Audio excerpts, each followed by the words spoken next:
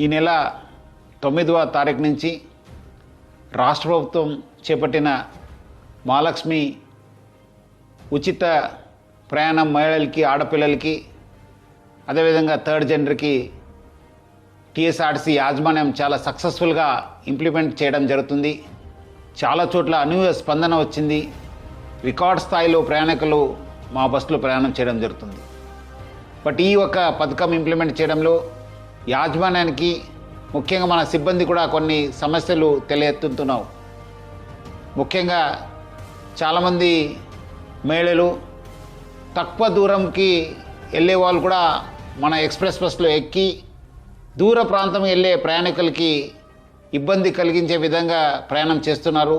వాళ్ళందరికీ కూడా నా తరఫు నుంచి, యాజమాన్య తరఫు నుంచి కోరుతున్నాను, మీరు తక్కువ దూరంలో వెళ్ళే వాళ్ళైతే వెలుగు బస్సులో ప్రయాణించాలని చెప్పి నేను మరీ కోరుతున్నాను. అదేవిధంగా కొంతమంది మహిళలు స్టేజ్ కాకుండా మధ్యలో, రోడ్ మధ్యలో ఆపడము, లేదంటే ఎక్కడ కావాలో అక్కడ ఆపండి అని చెప్పి అడుగుతున్నారు. దీనివల్ల కూడా చాలా దూర ప్రాంతంలో వెళ్ళే వాళ్ళు కూడా చాలా ఇబ్బంది కలుగుతుంది. స్టేజ్ దగ్గర మాత్రమే మా బస్సు ఆగడం జరుగుతుంది. సో ముఖ్యంగా దీనివల్ల కూడా దూర ప్రాంతం వెళ్ళే వాళ్ళు, వేరే ప్రయాణికులు కూడా మేలు జరుగుతుంది. మన కండక్టర్స్కి, డ్రైవర్స్ కూడా బాగా జరుగుతుంది. లేదంటే కొన్ని చోట్ల మనకు చాలా ఇబ్బంది కలుగుతుంది. మన కండక్టర్స్ కూడా చాలా ఇబ్బంది పడుతున్నారు. ప్రజలు బాగా సహకరించారు. వాళ్ళందరూ కూడా నా తరఫు నుంచి, యాజమాన్య తరఫున కూడా ధన్యవాదాలు తెలుపుతున్నాను.